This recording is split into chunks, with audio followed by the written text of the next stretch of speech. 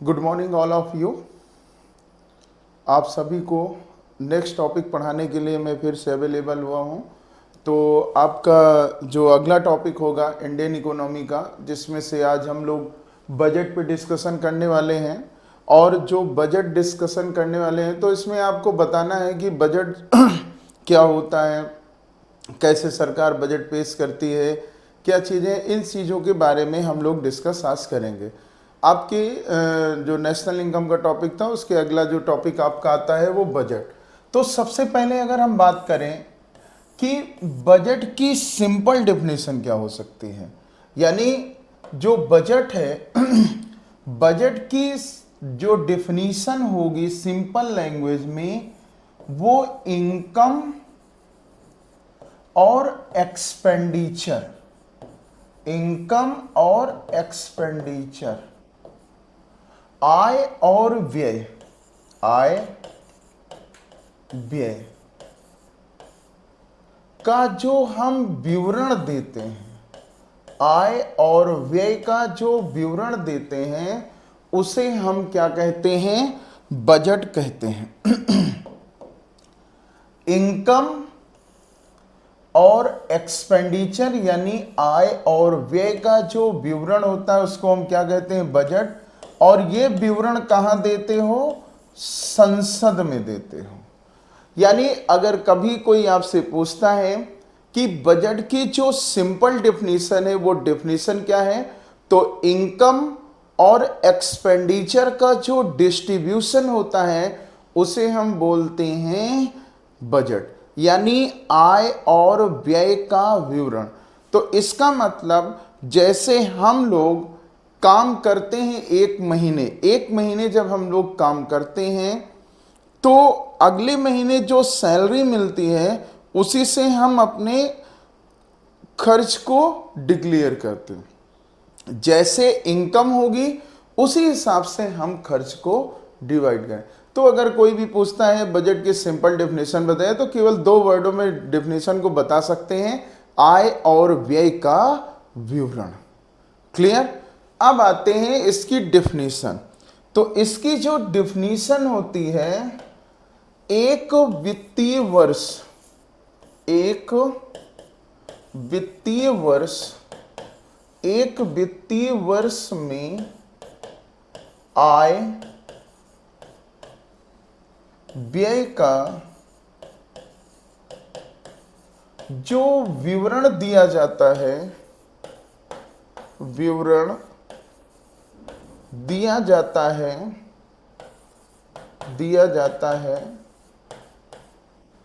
उसे बजट कहते हैं, बजट कहते हैं, बजट कहते हैं। ये डिफिनीशन किसकी है, बजट की। यानी आय और व्यय, इनकम और एक्सपेंडिचर का जो हम विवरण देते हैं उसको हम क्या कहते हैं, बजट कहते हैं। यानी एक वित्तीय वर्ष, तो आपको हमने राष्ट्रीय आय में पढ़ाया भी था कि जो भारत का फाइनेंशियल ईयर होता है वो कब से शुरू होता है, तो जो भारत का वित्तीय वर्ष होता है जिसे आप इंग्लिश में क्या बोलोगे, फाइनेंशियल ईयर्स। और जो हमारा फाइनेंशियल ईयर शुरू होता है वो 1 अप्रैल टू 31 मार्च। ठीक है। तो भारत का जो वित्तीय वर्ष होता है वो कब से शुरू होता है, 1 अप्रैल से 31 मार्च। ठीक। इस दौरान जब हम इनकम और एक्सपेंडिचर, इनकम और एक्सपेंडिचर का विवरण देते हैं तो उसे हम क्या कहेंगे, बजट कहेंगे। और ये विवरण कहां दिया जाता है, संसद में दिया जाता है। तो इसको हम क्या बोलेंगे, बजट बोलते हैं। ठीक। तो जो भारत का वित्तीय वर्ष होता है वो 1 अप्रैल से शुरू होता है, यानी ये पहले ऑलरेडी राष्ट्रीय आय पढ़ाते वक्त हमने बता दिया था कि भारत का जो फाइनेंशियल ईयर होता है वो 1 अप्रैल से 31 मार्च चलता है। ठीक है, अब यहां पे अगर एग्जाम में आता है कि भारत सरकार की आय का मुख्य स्रोत क्या होता है, भारत सरकार की आय का मुख्य स्रोत, तो जो भारत सरकार की आय का मुख्य स्रोत होता है वो हमारा होता है टैक्स। टैक्स मतलब कर। अगर भारत सरकार टैक्स नहीं लगाएगी तो उसकी आय नहीं होगी। और जो टैक्स होते हैं वो 2 प्रकार के होते हैं, एक होता है डायरेक्ट टैक्स और दूसरा होता है इनडायरेक्ट टैक्स। डायरेक्ट टैक्स और इनडायरेक्ट टैक्स, हिंदी में बोलेंगे अप्रत्यक्ष कर और इसको बोलेंगे प्रत्यक्ष कर। अप्रत्यक्ष कर और प्रत्यक्ष कर, दोनों में डिफरेंसेस क्या होता है ये समझ लो। जो डायरेक्ट टैक्स होता है वो डायरेक्टली किसी के ऊपर लगाया जाता है और ये टैक्स शिफ्ट नहीं किया जा सकता। जैसे इनकम टैक्स, इनकम टैक्स यानी आयकर, आयकर। जैसे मान लो अगर हम टैक्स के दायरे में हैं तो हम टैक्स देंगे और ये नहीं कहेंगे किसी दूसरे के ऊपर शिफ्ट कर दें। लेकिन जो इनडायरेक्ट टैक्स है इसको हम किसी के ऊपर शिफ्ट कर सकते हैं। For example GST, goods and service tax. तो जीएसटी क्या है, इनडायरेक्ट टैक्स है। फॉर एग्जाम्पल जैसे भारत सरकार टैक्स किसके ऊपर लगाती है, कंपनियों के ऊपर लगाती है। तो कंपनियां किससे, कंपनियों के ऊपर लगाती है, कंपनियां किस पे डाल देती है, दुकानदार के ऊपर डाल देती है। दुकानदार क्या करता है, वो कंज्यूमर से वसूल लेता है। ठीक है, तो इनडायरेक्ट टैक्स को हम शिफ्ट कर सकते हैं लेकिन डायरेक्ट टैक्स को शिफ्ट नहीं कर सकते हैं। क्लियर। उसके बाद अगर आपसे पूछा जाता है एग्जाम में कि खर्च कितने प्रकार के होते हैं यानी एक्सपेंडिचर, तो जो एक्सपेंडिचर होते हैं वो 2 टाइप्स के होते हैं। एक होता है प्लान एक्सपेंडिचर। प्लान एक्सपेंडिचर का मतलब होता है योजनागत, इसको हम क्या बोलेंगे, योजनागत खर्च। और दूसरा होता है non plan expenditure. Non plan expenditure, गैर योजनागत खर्च। क्या बोलोगे, गैर योजनागत खर्च, गैर योजनागत खर्च। तो प्लान एक्सपेंडिचर का मतलब होता है कि जैसे पंचवर्षीय योजनाएं होती हैं और नॉन प्लान का मतलब होता है ऐसे खर्च जो इमीडिएटली हो जाए। फॉर एग्जाम्पल जैसे हम लोग क्या करते हैं, एक लिस्ट बनाते हैं, उस लिस्ट में प्लान के तहत खर्च करने की बात करते हैं। दूसरा होता है नॉन प्लान होता है, जैसे बुखार आ जाए या कुछ ऐसी चीजें हो जाए जिसकी वजह से पैसा खर्च होता है, तो वो क्या होता है, नॉन प्लान एक्सपेंडिचर होता है। यानी जो हमने अभी बजट की आपको डेफिनीशन बताई थी वो डेफिनीशन क्या है, एक वित्तीय वर्ष में आय और व्यय का जो विवरण दिया जाता है उसको हम क्या कहते हैं, बजट कहते हैं। दूसरा अगर आपसे पूछा जाए कि जो भारत सरकार की आय का जो स्रोत होगा, तो भारत सरकार की जो आय का मुख्य स्रोत होता है, मेन रिसोर्सेस क्या होगा, टैक्स होगा। अगर भारत सरकार टैक्स नहीं लगाएगी तो उसकी आय नहीं होगी, आय नहीं होगी तो हम एक्सपेंडिचर नहीं कर पाएंगे। ठीक है, तो यानी ये कुल मिला के जैसे हम लोग 1 महीने काम करते हैं, अगले महीने अगर 1 महीने के बाद अगर सैलरी नहीं मिलती है तो अगले महीने का खर्च नहीं चलेगा। ठीक है, अब अगले पॉइंट पे आते हैं कि ये जो बजट है, बजट बनाने का उद्देश्य क्या है। यानी नोट में लिख लीजिएगा, नोट करके लिखिएगा, बजट बनाने का उद्देश्य, बजट बनाने का उद्देश्य। तो जो बजट बनाने का उद्देश्य है वो है विकास, यानी डेवलपमेंट। यानी जो हम बजट बनाते हैं उसका एक ही एम होता है और वो होता है डेवलपमेंट। जैसे हम लोग अपने घर का बजट बनाते हैं तो घर के बजट में सेविंग को प्रमोट करते हैं। एक तरफ हम इनकम लिखते हैं और दूसरी तरफ जो है एक्सपेंडिचर लिखते हो। इतना तो आप सभी लोगों को पता है। ठीक है, इनकम मान लो हमारी 20,000 रुपया है तो उसी में से खर्च करने के बाद 5,000 रुपए की आप सेविंग करोगे। ठीक, और जो सेविंग करोगे इसी धीरे धीरे पैसा सेव कर लोगे तो कहीं अपना मकान खरीद लेते हो, कहीं कुछ भी करते हो। अगर आप सेविंग नहीं करोगे तो आपका डेवलपमेंट नहीं होगा। ये समझ में आ गई बात। तो जो बजट बनाने का उद्देश्य है वो केवल उद्देश्य क्या होता है, डेवलपमेंट यानी विकास का। ठीक है, अगले पॉइंट पे आते हैं, नेक्स्ट पॉइंट। विश्व में पहली बार बजट, विश्व में पहली बार बजट, पहली बार बजट ब्रिटेन में, ब्रिटेन में 17th सेंचुरी 33 में ब्रिटेन के पीएम रॉबर्ट बालपोल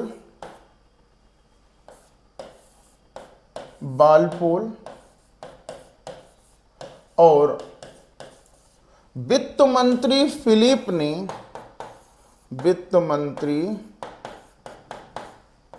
मंत्री फिलिप ने फरवरी माह के अंतिम सप्ताह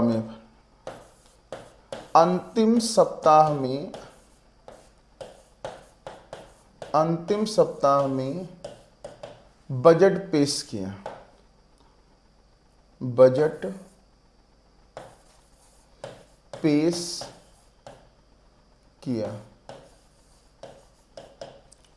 और किसके अनुसार, ब्रिटिश समयानुसार, ब्रिटिश समयानुसार शाम 5 बजे यानी 5 PM, ब्रिटिश समयानुसार शाम 5 बजे बजट पेश किया गया। अब इसमें कुछ पॉइंट्स बहुत इंपॉर्टेंट हैं। जैसे सबसे पहले कहाँ पेश किया गया, ब्रिटेन में, ईयर 1735 में। उस समय ब्रिटेन के पीएम थे रॉबर्ट बालपोल और फाइनेंस मिनिस्टर थे फिलिप साहब। लेकिन जो मोस्ट इंपॉर्टेंट लाइन है वो फरवरी माह के अंतिम कार्य दिवस में, यानी अंतिम सप्ताह में, लास्ट फरवरी वर्किंग डेज, यानी जो फरवरी माह का अंतिम सप्ताह होगा उसमें बजट पेश किया जा रहा था। जैसे रिसेंट में अगर हम बात करें तो भारत में भी फरवरी माह में बजट पेश होता था लास्ट वीक में, लेकिन वित्त मंत्री अरुण जेटली ने 2017 और 18 का जो बजट पेश किया था वो फरवरी माह के फर्स्ट वीक में पेश किया था। उसके पहले भी भारत में लास्ट वर्किंग डेज में बजट पेश होता था। तो इसका कुछ प्रोसेस था। 1733 में ब्रिटेन के प्रधानमंत्री बनते रॉबर्ट बालपोल और फाइनेंस मिनिस्टर बनते हैं फिलिप साहब। तो फिलिप साहब अर्थशास्त्र के प्रोफेसर थे लंदन यूनिवर्सिटी के। उन्होंने क्या कहा, और वो उस बार सांसद बन के जाते हैं, तो इन्होंने कहा फिलिप से कि रॉबर्ट बालपोल से कि हम बजट बनाएंगे। तब फिलिप ने कहा, रॉबर्ट बालपोल ने फिलिप से कहा कि आखिर बजट में होगा क्या। तो फिलिप ने कहा कि हम लोग अपने घर में बजट बनाते हैं कि नहीं। तो रॉबर्ट बालपोल ने कहा बिल्कुल बनाते हैं। तो कहा एक तरफ आप इनकम लिखते हो और दूसरी तरफ आप एक्सपेंडिचर लिखते हो। तो कहा बिल्कुल लिखते हैं। और फिर कहा कि आप कहां कहां पे पैसा खर्च करते हो और कितना पैसा बचाते हो, ये विवरण दिया। तो इसी तरीके से हम लोग क्या करेंगे, पार्लियामेंट में बजट पेश करेंगे। और जब संसद में हर साल बजट पेश करेंगे तो ये पता चलेगा किस सेक्टर में कितना डेवलपमेंट हुआ है। इसकी एक इंफॉर्मेशन हम पार्लियामेंट के थ्रू पब्लिक को बताएंगे। तो रॉबर्ट बालपोल ने कहा कि ठीक है, आप तैयारी करो और हम इसकी एक पार्लियामेंट की बैठक बुलाते हैं। ब्रिटिश पार्लियामेंट की बैठक बुलाई गई। सभी सांसद जो है इसमें शामिल होते हैं। और जब सांसद शामिल होते हैं तो सबने ये कहा कि भाई क्या बात है। तो रॉबर्ट बालपोल ने कहा इस बार फिलिप साहब कह रहे हैं कि हम बजट बनाएंगे। तो कुछ सांसदों ने कहा कि आखिर बजट क्या होता है। तो फिलिप ने यही बताया कि इनकम और एक्सपेंडिचर यानी कहां कहां पे हम लोग पैसा खर्च करते हैं उसका एक विवरण आप हमको दे दीजिएगा, हम पार्लियामेंट के थ्रू वहां की जनता को बता देंगे। तो कुछ लोगों ने विरोध किया, लेकिन कुछ लोगों ने कहा इससे ये होगा कि देश का विकास होगा। टाइम आ गया, 21 से लेकर 28 फरवरी का समय है और 1733 का टाइम है। ब्रिटिश पार्लियामेंट की बैठक बुलाई गई। जब ब्रिटिश पार्लियामेंट की बैठक बुलाई गई तो फिलिप साहब अभी तक नहीं पहुंचे हैं, यानी फिलिप साहब नहीं पहुंचे। और जब फिलिप साहब नहीं पहुंचे तो कुछ लोगों ने ये सोचा कि भाई अभी नहीं आए, और सब लोगों में उत्साह था कि आज बजट पेश होने वाला है। लेकिन फिलिप शाम को 5 बजे पहुंचते हैं और जैसे ही शाम 5 बजे पहुंचते हैं सब लोग कहते हैं देखो बजट आया, यानी बजट शब्द का यूज ही नहीं किया। और देखा बजट आया, बजट कह के बजट पेश हो गया। अगले दिन देखा गया तो निकला, यानी बजट शब्द की मीनिंग देखी गई तो निकला लेदर का बैग। भारत में भी पहले लेदर के बैग में ही बजट के सारे पेपर लेके जाया जाता था। अब तो निर्मला सीतारमण जैसे जैसे पढ़ाएंगे वैसे वैसे आपको बताते चले आएंगे। तो यानी बजट का मीनिंग क्या निकला, लेदर का बैग। यानी फिलिप अपने मुंह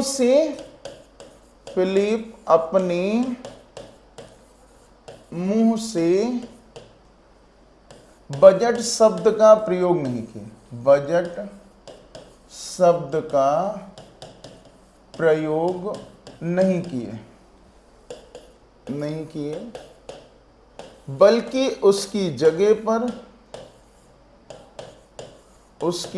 पर बजट शब्द का प्रयोग किया गया।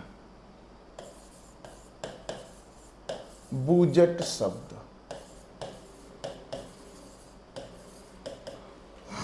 प्रयोग किया गया। बजट शब्द एक फ्रांसीसी शब्द है। बजट शब्द एक फ्रांसीसी शब्द है, शब्द जिसका अर्थ है लेदर का बैग या चमड़े का थैला। लेदर का बैग या फिर चमड़े का थैला। ठीक है। अभी तक भारत में भी जो बजट के सारे पेपर जाते थे वो लेदर के बैग और चमड़े के थैले में ही लेकर जाते थे। किस लिए जाते थे?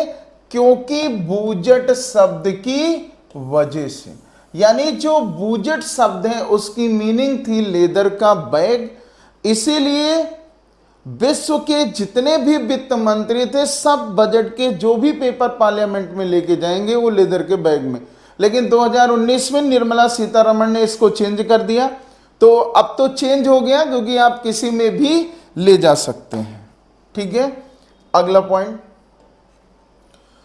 पॉइंट ये होगा कि विश्व के किसी भी संविधान में, यानी नोट डालिएगा और नोट में लिखिएगा, विश्व के किसी भी संविधान में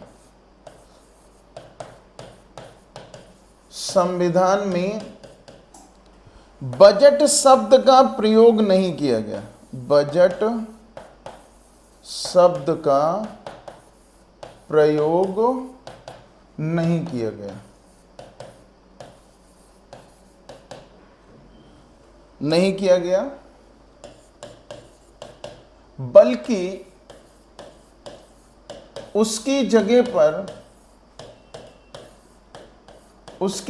पर एक वित्तीय वर्ष का लेखा जोखा, एक वित्तीय वर्ष का लेखा जोखा या फिर आय और व्यय का विवरण, आय व्यय का विवरण। तो भारत का जो आर्टिकल है यानी अनुच्छेद 112 में, यानी आर्टिकल 112 में फाइनेंशियल स्टेटमेंट लिखा होगा या फिर आय और व्यय का विवरण है।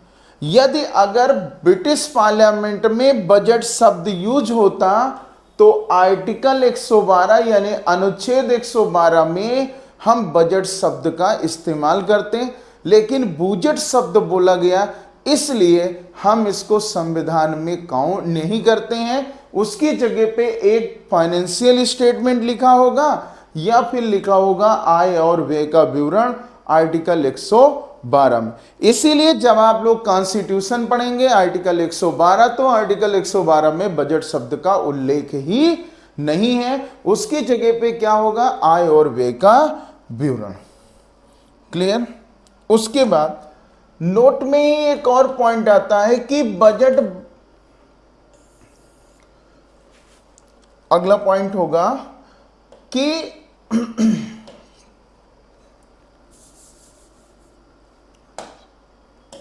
नेक्स्ट पॉइंट हमारा अगला पॉइंट होगा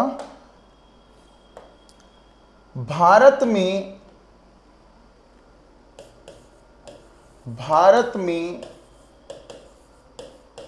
पहली बार कब बजट पेश किया गया। बजट पेश किया गया तो भारत में जो बजट पेश किया गया वो 1860 में, 1860 में। उस समय भारत का गवर्नर जनरल लॉर्ड कैनिंग था, लॉर्ड कैनिंग।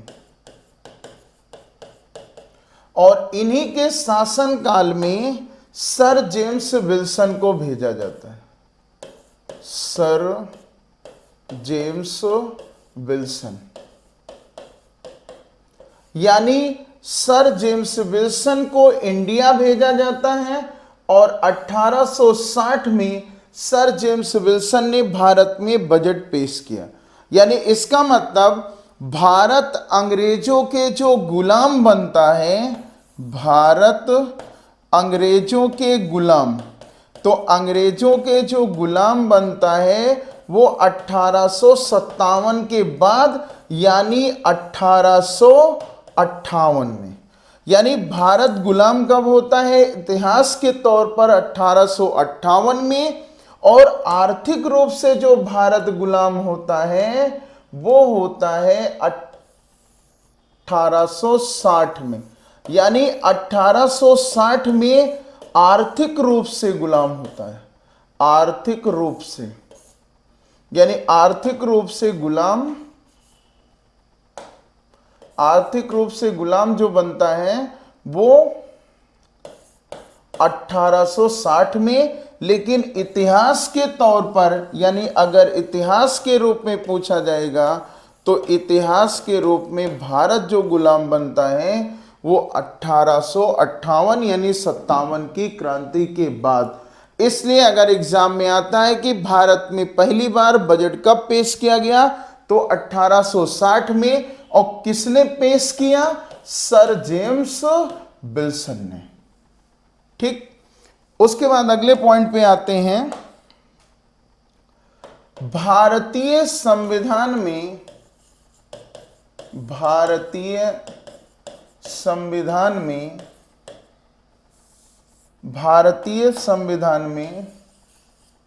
यूनियन शब्द का प्रयोग किया जाता है। भारतीय संविधान में यूनियन शब्द का प्रयोग किया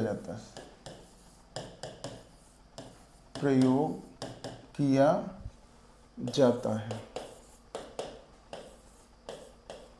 अतः आम बजट कामा यूनियन बजट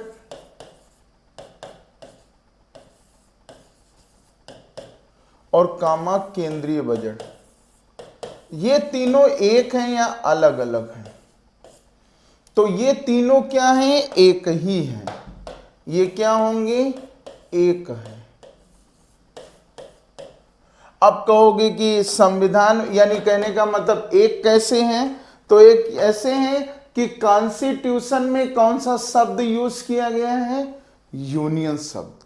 यानी जब हम संविधान की प्रस्तावना में लिखा है हम भारत के लोग, तो इसीलिए भारतीय संविधान में कौन सा शब्द यूज किया गया? यूनियन शब्द। और जो यूनियन शब्द है, इसीलिए जब बजट बनाया जाता है तो आम आदमी और राज्यों को ध्यान में रखकर जो बजट बनाया जाता है उसको हम तीन नाम से जानते हैं: आम बजट, यूनियन बजट और केंद्रीय बजट। ठीक है, नेक्स्ट पॉइंट आते हैं। अगला पॉइंट, भारत में पहली यानी स्वतंत्र भारत का पहला बजट,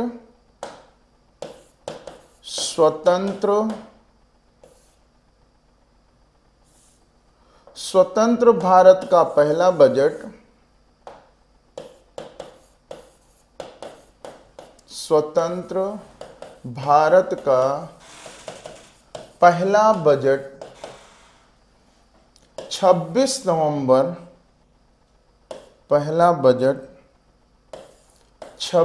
नवंबर 1947 को वित्त मंत्री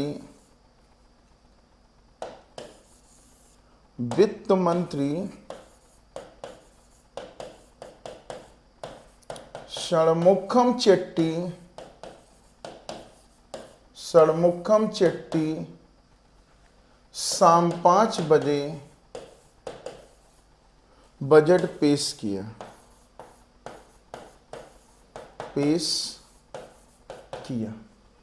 षणमुखम चेट्टी ने शाम 5 बजे बजट पेश किया। ठीक है, कितने बजे पेश किया? शाम 5 बजे। क्योंकि ब्रिटेन में शाम 5 बजे पेश किया गया, तो वही कॉन्सेप्ट भारत में भी शाम 5 बजे बजट पेश किया गया। उसके बाद अगला पॉइंट, फिर संविधान बनेगा और तब आएगा गणतंत्र भारत का पहला बजट। गणतंत्र भारत का पहला बजट, गणतंत्र भारत का पहला बजट फरवरी 1950 में वित्त मंत्री जॉन माथाई ने शाम 5 बजे भारतीय संसद में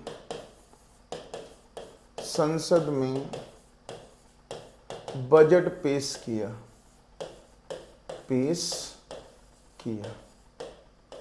ठीक है, गणतंत्र भारत का यानी संविधान लागू कब होता है? 26 जनवरी 1950 को जब संविधान लागू होता है तो भारत क्या बनता है? गणतंत्र भारत। और गणतंत्र भारत का पहले वित्त मंत्री का नाम होगा जॉन माथाई, जिन्होंने शाम 5 बजे भारतीय संसद में बजट पेश किया। ठीक है, तो 1860 में भारत की आर्थिक स्थिति गई थी और कब आई थी? 26 नवंबर 1947 को। अगला पॉइंट,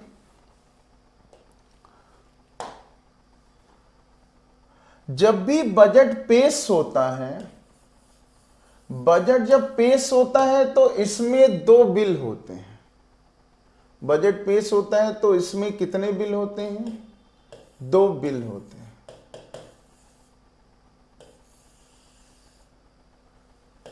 एक को बोला जाता है money bill, money bill, Hindi में बोलेंगे धन विधेयक, और दूसरे को बोलते हैं finance bill, finance bill, finance bill, यानी इसको बोलोगे वित्त विधेयक, विधेयक। ठीक है, ये 2 बिल होते हैं।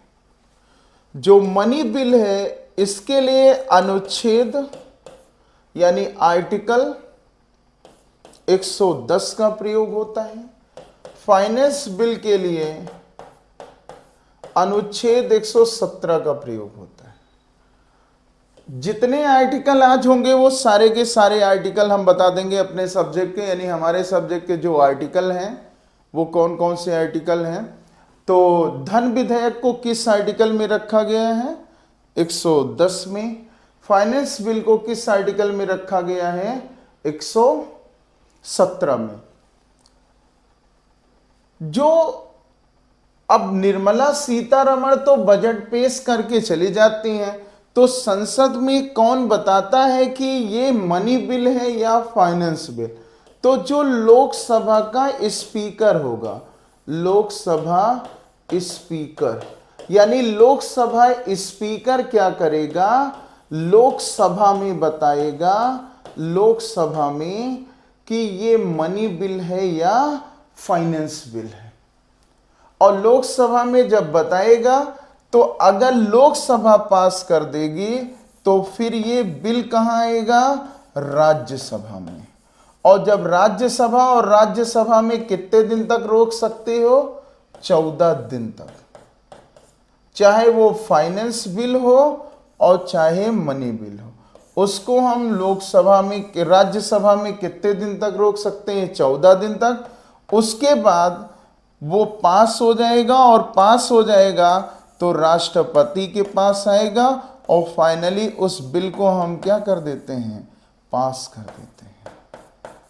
ठीक, तो जो मनी बिल होता है उसमें जो है राज्यसभा में, यानी ये धन विधेयक होता है। और जब राज्यों को धन का पैसा मिलता है तो उसके लिए संचित निधि का प्रयोग होता है। संचित निधि यानी अनुच्छेद 266A का प्रयोग होता है। यानी संचित निधि में आर्टिकल कौन सा है? यानी धन विधेयक के लिए जो पैसा आएगा, यानी मनी बिल के लिए पैसा आएगा, वो संचित निधि से पैसा आता है। उसके लिए आर्टिकल कौन सा प्रयोग होता है? 266। दूसरा एक और होता है आकस्मिक निधि, आकस्मिक निधि। और जो आकस्मिक निधि है उसके लिए कौन सा अनुच्छेद प्रयोग होगा? आर्टिकल 267। और ये किसके पास होता है? राष्ट्रपति के पास। यानी ये किसके पास होगा? राष्ट्रपति के पास होता है, यानी प्रेसिडेंट के पास होता है। तो जैसे मान लो ये जो मनी बिल है, तो मनी बिल तो स्वतः ही पास हो जाता है, क्योंकि राज्यों को पैसे की जरूरत होती है, तो राज्य इस पे कोई आनाकानी करते नहीं। लेकिन एग्जाम में कई बार पूछा गया है कि मनी बिल और फाइनेंस बिल कौन बताता है? तो लोकसभा स्पीकर। जो फाइनेंस बिल होता है वो राज्यों के रेवेन्यू पर इंपैक्ट डालता है, यानी जो राज्य सरकारें होती हैं वो भी तो जनता से वादा करती हैं और वो ये कहती हैं कि जो भी पैसा है यानी जो रेवेन्यू हमें भी कलेक्ट करना है ताकि हम जो योजनाएं चला रहे हैं उन पर जो है इम्प्लीमेंट करें। तो मनी बिल का एग्जाम यानी फाइनेंस बिल का एग्जाम्पल है GST. GST goods and service tax, goods and service tax, और ये जो टैक्स होता है ये फाइनेंस बिल है। इसलिए जब तक ये लोकसभा और राज्यसभा में पास नहीं होगा तब तक हम इसको लागू नहीं कर सकते हैं। ठीक है, तो फाइनेंस बिल में लोकसभा यानी फाइनेंस बिल में लोकसभा प्लस राज्यसभा दोनों में पास होगा तो राज्य सरकारें इसको लागू करेंगी, अगर पास नहीं होता है तो राज्य सरकारें लागू नहीं करेंगी। अब ये समझ में आ गया, तो ये तो क्लियर हो गया कि आर्टिकल 266 में आपका संचित निधि है, आकस्मिक निधि के लिए आर्टिकल 267 का प्रयोग करेंगे, लेकिन जो धन विधेयक का पैसा आता है वो संचित निधि से आता है। जैसे वेतन हो गया, पंचवर्षीय योजनाएं हो गई, वृद्धावस्था पेंशन योजना हो गया, या जितनी भी योजनाएं चलती हैं उन सब के लिए जो है कहां से पैसा आता है, मनी बिल। और आर्टिकल कौन सा होगा, 110। फाइनेंस बिल के लिए जो आर्टिकल प्रयोग होगा 117, और लोकसभा और राज्यसभा में फाइनेंस बिल को पास होना चाहिए। आकस्मिक निधि के लिए आर्टिकल प्रयोग होता है 267। ठीक है, ये क्लियर हो गया होगा। मतलब कहने का मतलब यहाँ पे कि ये जो है ये बजट में बिल होते हैं, इन्हीं पे चर्चा होती है जब 1 मार्च से 31 मार्च के बीच। क्लियर। उसके बाद अगला पॉइंट, अगले पॉइंट में आते हैं तब हम यहाँ पे बात करेंगे कि जो बजट होता है वो कितने दिनों में पास हो जाना चाहिए। तो जो बजट है, बजट 75 दिन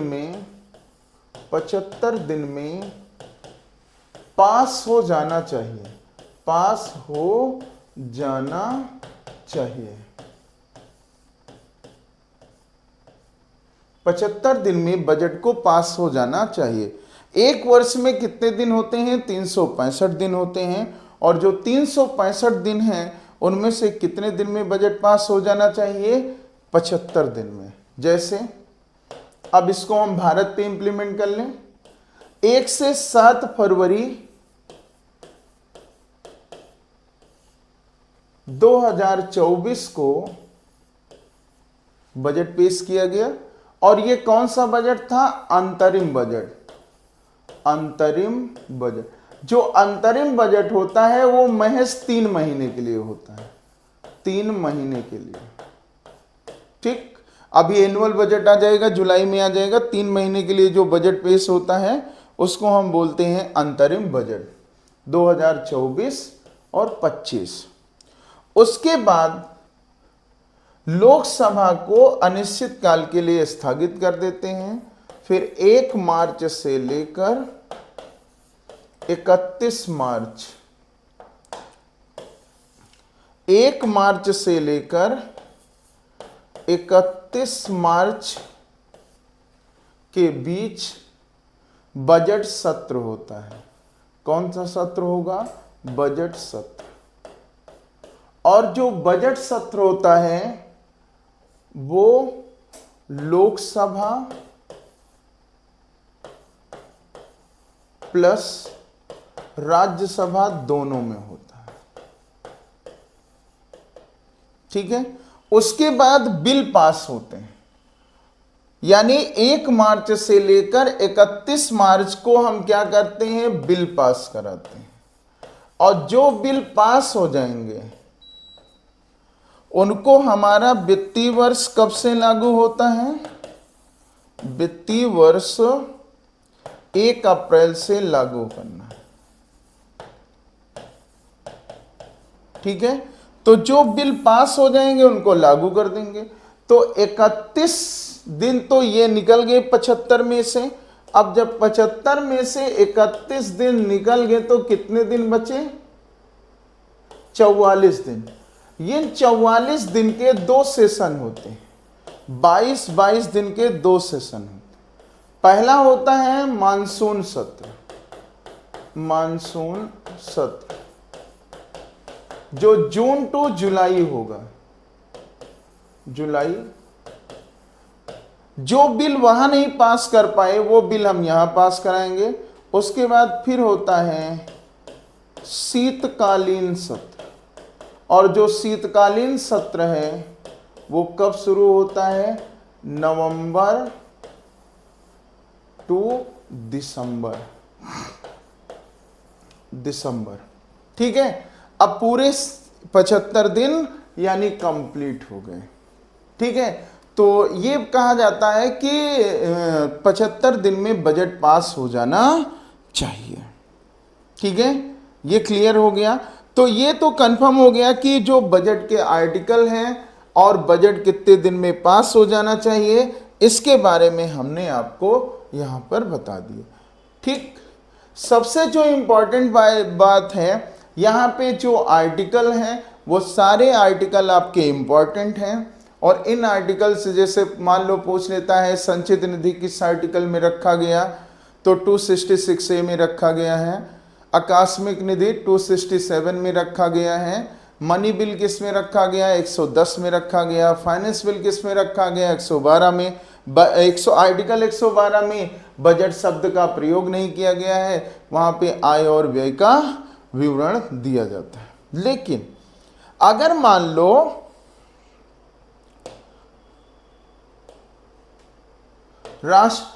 अगर मान लो कभी राष्ट्रपति शासन लगता है, तो राष्ट्रपति शासन के दौरान, राष्ट्रपति शासन के दौरान,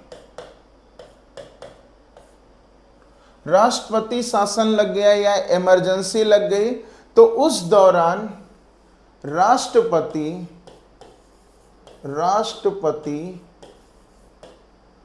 अनुच्छेद यानी आर्टिकल 116 का प्रयोग करके